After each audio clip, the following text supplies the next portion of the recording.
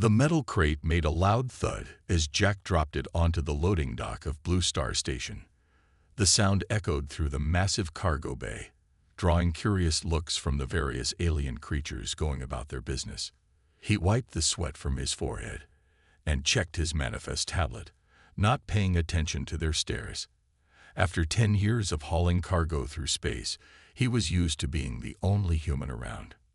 "Stop right there, Earthling," a high-pitched voice called out. Jack turned to see 3 port security officers approaching. Their thin, tall bodies and gray skin marked them as members of the Trust species, self-appointed peacekeepers of this sector. The leader pointed a scanning device at Jack's cargo. "Our sensors detect Class 4 minerals in these containers.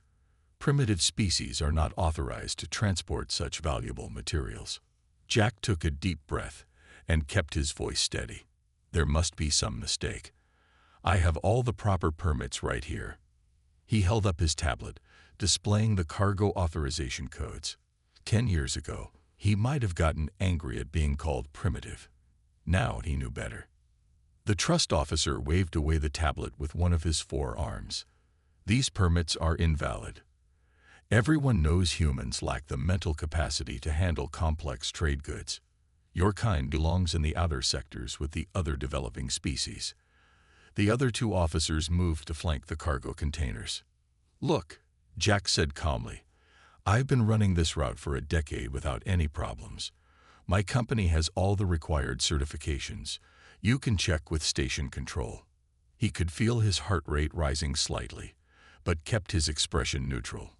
Earth's higher gravity had given him muscles that made him look threatening to most alien species, even when he was trying to be peaceful. The lead officer's large eyes narrowed. "Perhaps you do not understand your situation, Earthling. We are confiscating this cargo for safety reasons. Your species evolved on a death trap of a planet. You lack the refined judgment needed for interstellar commerce." Jack noticed they were drawing a crowd. Various alien traders and dock workers had stopped to watch the confrontation. He saw them whispering among themselves, probably betting on whether the human would cause trouble. They always expected humans to be violent, thanks to all the stories about Earth's predators and wars. "I understand perfectly," Jack replied, taking a step forward. The trust officers instinctively backed away, making him sigh. "But you're making assumptions about humans without knowing the facts. Yes, Earth is what you call a death world.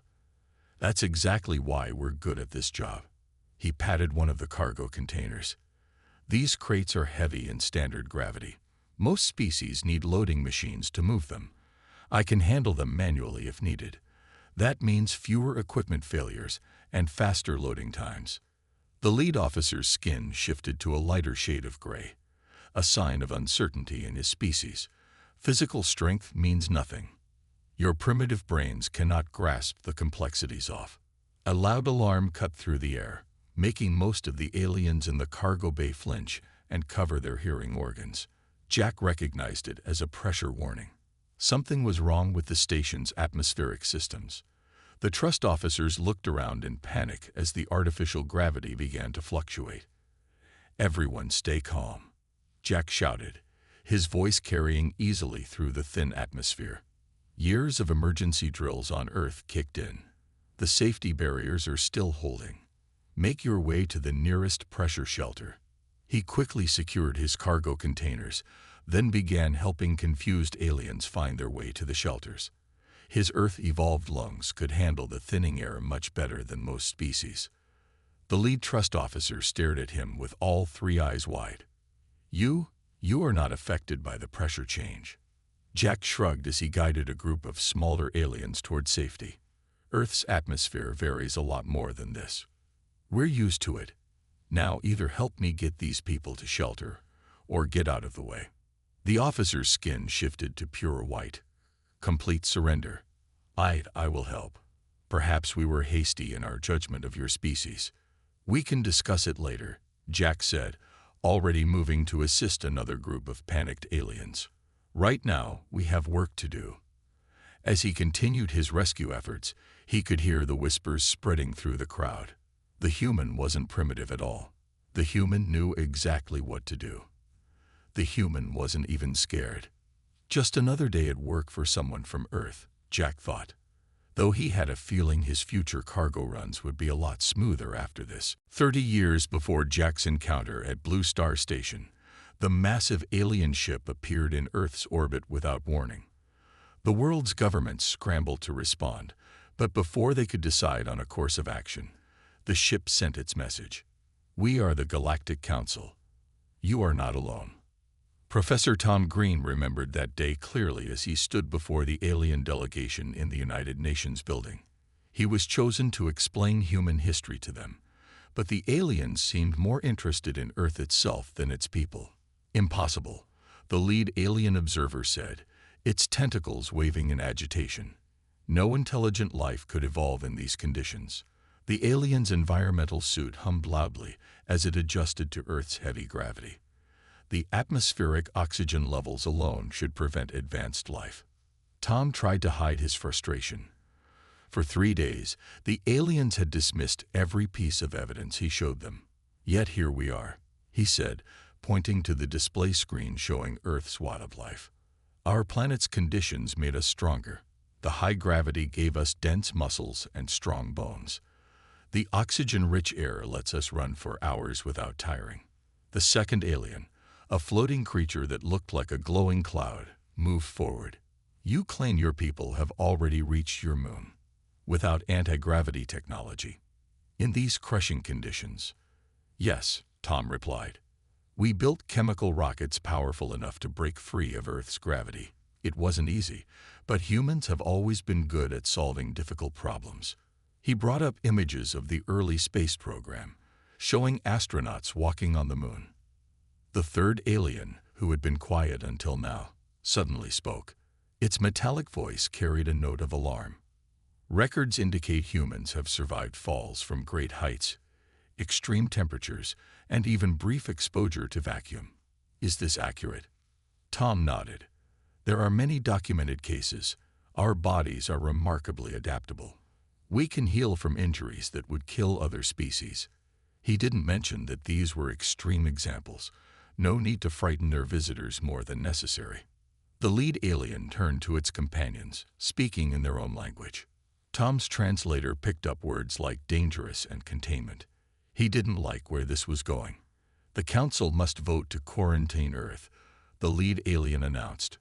"Your species is too volatile, too durable. You could destabilize the entire galaxy." The alien's environmental suit whirred louder as it moved away from Tom. "We will establish a blockade until proper containment measures air." "That won't be necessary," Tom interrupted, his voice firm. He pressed a button on his tablet, and the display changed to show something new.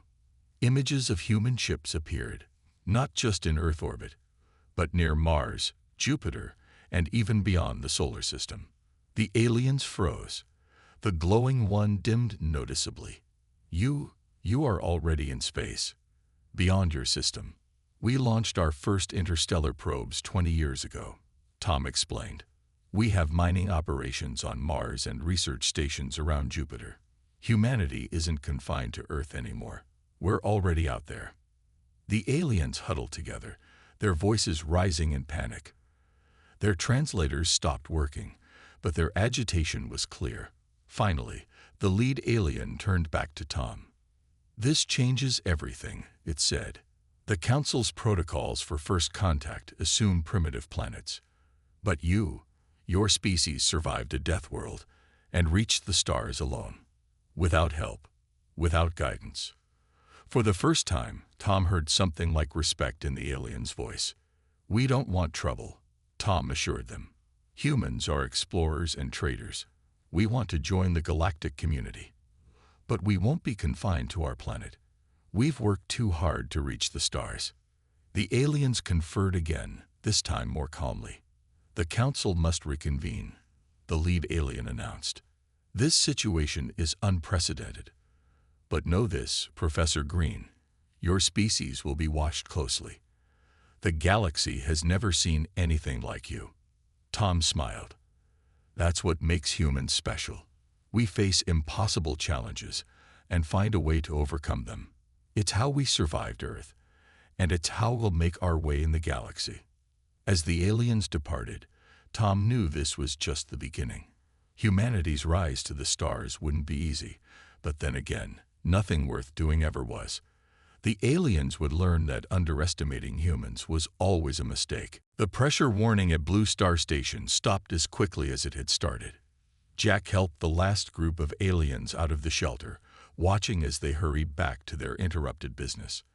The trust officers who had tried to confiscate his cargo stood nearby, their gray skin still showing patches of nervous white. "As I was saying about my permits," Jack began, but a loud crash from the loading area cut him off. One of the cargo-lifting robots had malfunctioned, dropping a container nearly twice the size of Jack's shipment. The robot's arms sparked and twitched, its safety protocols failing. "Clear the area," the lead trust officer shouted, his voice shaking. "That unit is carrying fuel cells. If the container cracks..." Jack was already moving. He reached the fallen container in 4 long strides, his Earth-bred muscles carrying him faster than the aliens could follow. The container had landed at an angle, its warning lights flashing red. The robot above it continued to malfunction, its arms swinging dangerously. Someone shut down that robot. Jack called out as he braced himself against the container. He could smell leaking fuel. The seals were starting to fail. Without thinking about the audience gathering around him, he planted his feet and lifted. On Earth, this container would have been heavy. In the station's lighter gravity, Jack could just manage it. His muscles strained as he carefully shifted the container back to its proper position. Sweat ran down his face, but he didn't stop until the container was stable. The malfunctioning robot chose that moment to swing one of its arms directly at Jack's head. Thanks to reflexes honed by Earth's predators, he ducked just in time. The metal arm whooshed over him, missing by inches. "The control panel," someone in the crowd shouted. "Hit the emergency stop." Jack saw the panel on the robot's side. One solid hit would shut it down, but the swinging arms made it dangerous to get close. He waited, timing the robot's movements, then darted forward. His fist struck the panel hard enough to crack it. The robot shuddered and went still. The cargo bay fell silent. Jack turned to find every alien eye fixed on him. He realized he had just lifted a load that usually needed powered assistance, dodged a killing blow, and disabled a malfunctioning robot, all within about 2 minutes. "How?" the lead trust officer asked, his voice barely a whisper. "How did you move so fast?" "That container." "Like I said," Jack replied, wiping his hands on his coveralls, "Earth is what you call a death world. Everything there is trying to kill you. The gravity, the weather, the animals. You either get strong and fast, or you don't survive." A small alien child peeked out from behind its parent. "Is it true that Earth has giant animals that eat people?" Jack smiled. "We call them bears, and tigers, and sharks. Growing up on Earth means learning to watch for danger. It means building muscles strong enough to run or fight if you have to. Every human you meet came from that world. We don't like to fight, but we're always ready for trouble."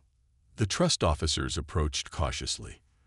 The leader's skin had turned a deep blue, a sign of respect in their species. Our assessment of your species was incorrect. The strength and reflexes you displayed, they are natural, not technological. Just plain old human biology, Jack confirmed. He walked back to his own cargo containers. "Now, about those permits." "The permits are valid," the trust officer said quickly. "In fact, we will upgrade your clearance. Someone with your capabilities should have priority access to all loading zones." The gathered aliens began to disperse, but Jack noticed how they gave him a wider berth now. Not out of fear, exactly, but a new kind of respect. He heard snippets of their conversations, talk about human strength, about Earth's gravity, about the incredible speed of human reflexes. Jack shook his head as he went back to work. He hadn't meant to show off, but maybe it was good for them to understand. Humans weren't aggressive by nature, but their harsh homeworld had made them capable of incredible things. The galaxy was slowly learning what that meant. Word of Jack's actions in the cargo bay spread through Blue Star Station faster than a solar flare. By the time he finished his delivery paperwork, 3 different alien news crews had asked to interview him. He politely turned them down and headed to the station's central market, hoping to grab a meal before his next cargo run. The market was packed with creatures from across the galaxy, but conversations quieted as Jack walked past. At the food court, he picked his usual spot, a small shop that served foods safe for human consumption. The owner, a 6-armed cook named Blue, waved him over excitedly. "Is it true?" Blue asked, already preparing Jack's regular order. "They say you lifted a Class 3 container by yourself and fought a killer robot." Jack sighed. The robot was just malfunctioning, and the container wasn't that heavy in station gravity. He sat at the counter, noticing how other customers leaned closer to listen. "My cousin worked rescue operations during the Titan colony disaster," a rough voice said. Jack turned to see a reptilian trader joining him at the counter. "He told me a human saved his whole team. Their pressure suits failed in the methane storms, but the human carried 3 people to safety. Didn't even wear an extra oxygen pack." "That's nothing," another alien chimed in, their bioluminescent spots pulsing with excitement. "I heard about a human repair crew on the ice mines of Europa. When the drilling platform cracked, they worked in -200 degrees for 6 hours straight. No thermal suits, just regular work clothes."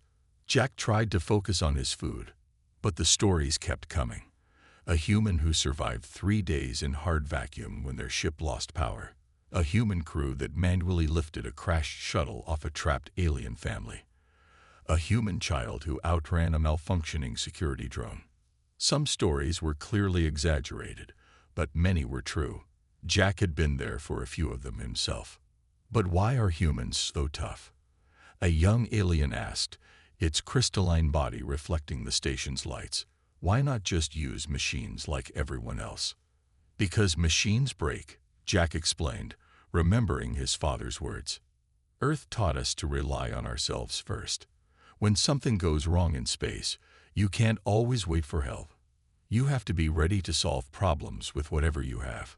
The crowd had grown larger. Jack saw station security officers listening intently, including the trust officials from earlier.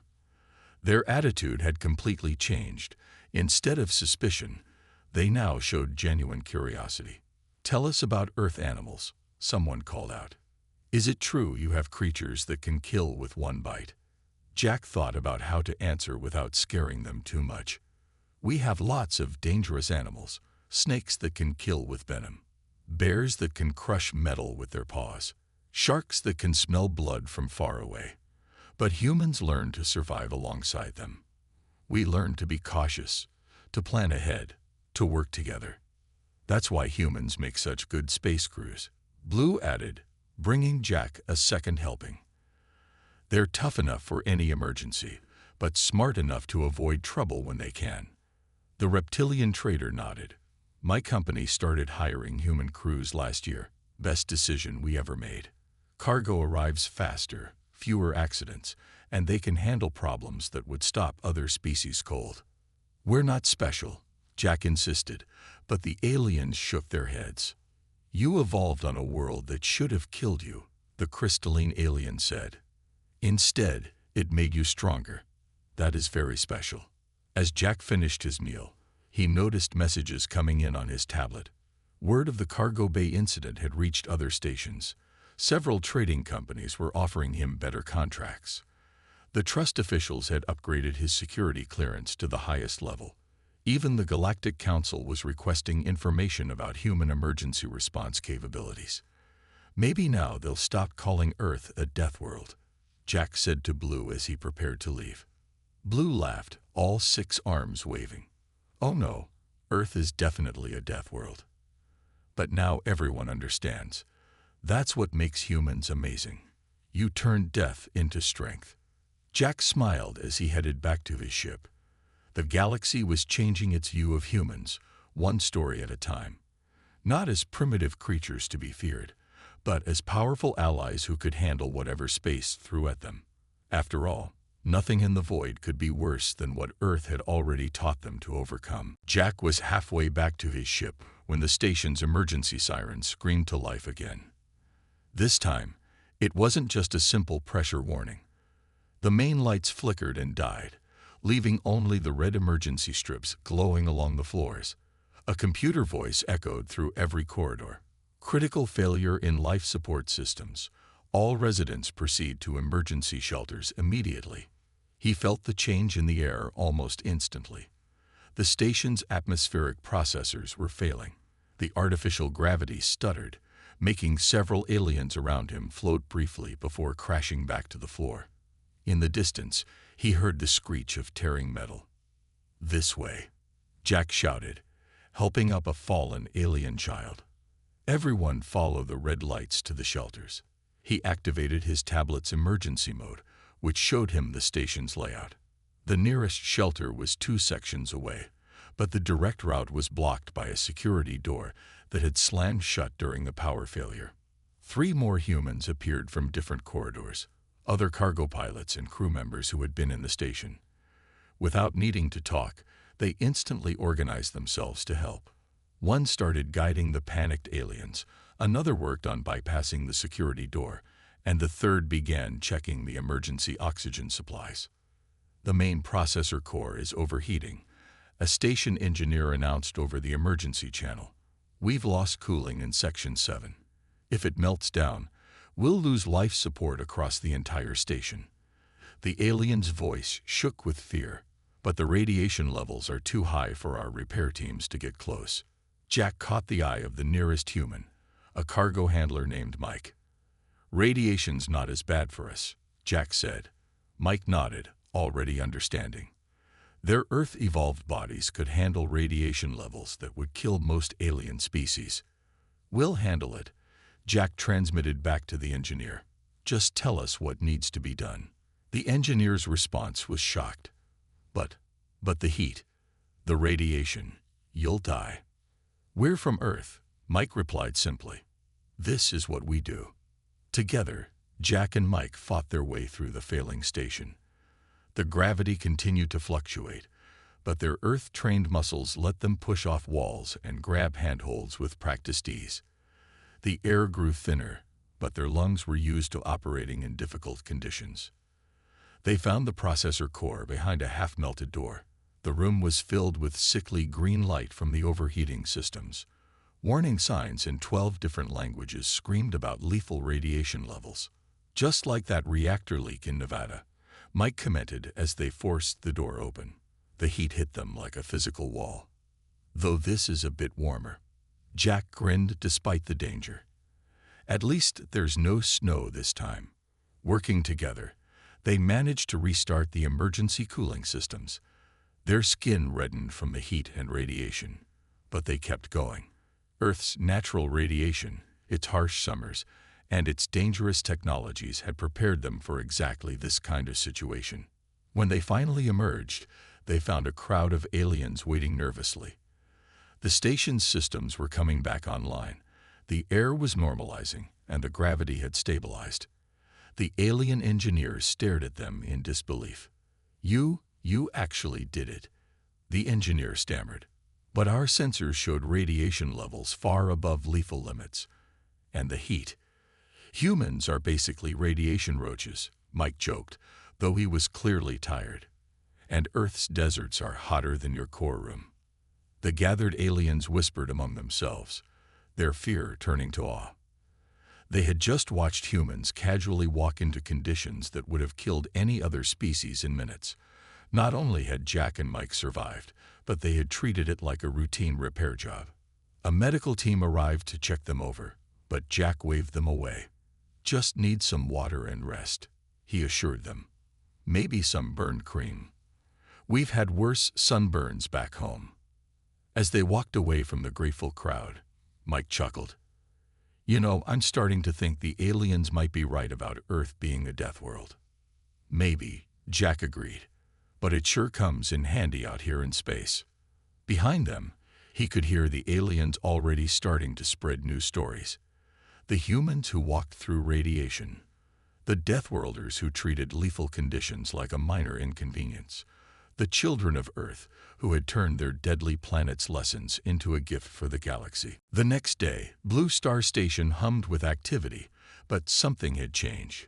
Repair crews worked on the damaged sections while traders resumed their business, yet every conversation seemed to focus on one topic: humans.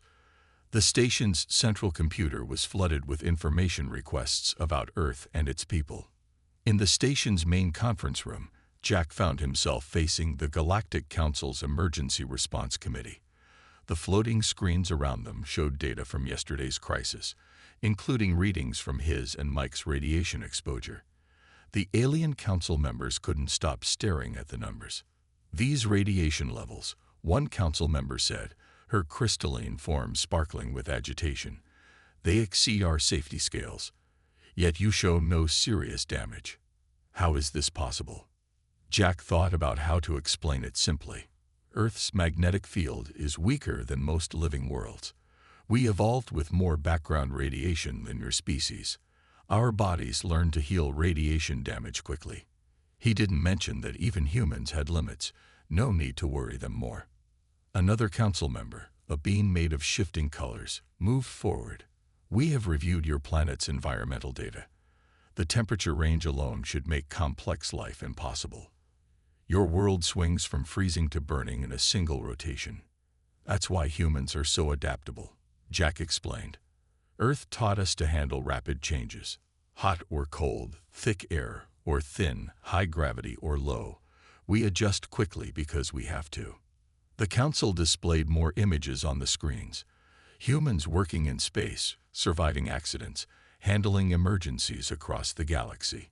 Each image came with data that would terrify most species: extreme temperatures, toxic atmospheres, crushing pressures. "Your kind treats these deadly conditions as routine," the crystal being observed. "Yesterday, you rescued this station without protective gear that other species require. You didn't even ask for payment." Jack shrugged. "Someone needed help. On Earth, that's just what you do. Our world is dangerous, so we look out for each other. Space is the same way. When trouble hits, you help if you can." The council members spoke quietly among themselves. Finally, the color-shifting one turned back to Jack. "The Galactic Council made a serious error 30 years ago. We saw Earth as a prison, its harsh conditions as a curse. We thought humans were trapped by their deadly world. But we weren't trapped," Jack said. "Earth's challenges made us stronger. Every problem we solved taught us something new. When we reached space, we already knew how to handle tough situations." The crystal being's surface rippled, their version of a nod. "Precisely. What we saw as limitations were actually preparations. Earth was not a prison. It was a training ground." The screens changed again, showing new data.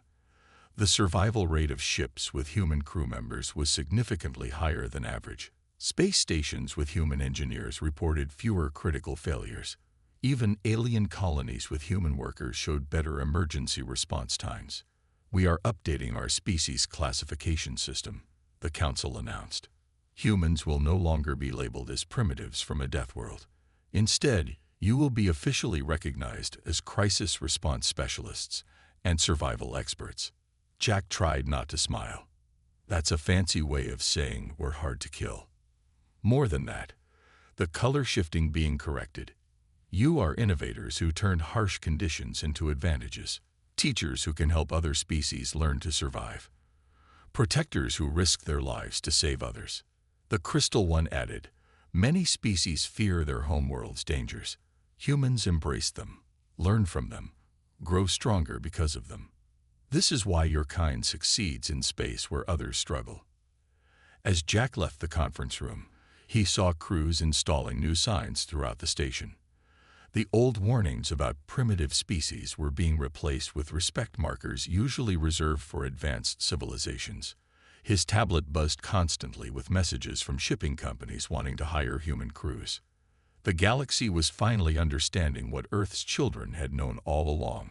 Life might be easier on gentle worlds, But it wasn't gentle worlds that prepared you for the universe's challenges.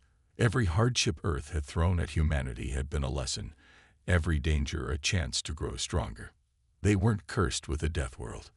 They were blessed with the ultimate training ground for the stars. 3 months after the Blue Star Station incident, Jack stood in his ship's cargo hold, checking the last delivery of the day. The station had changed. Gone were the suspicious looks and whispered insults about primitive species. Now, when humans walked by, alien crews moved aside respectfully. Not out of fear, but from a new understanding of what Earth's children could do. His tablet chirped with an incoming message. The station's traffic control wanted all ships to hold position. A large vessel was having engine trouble while docking.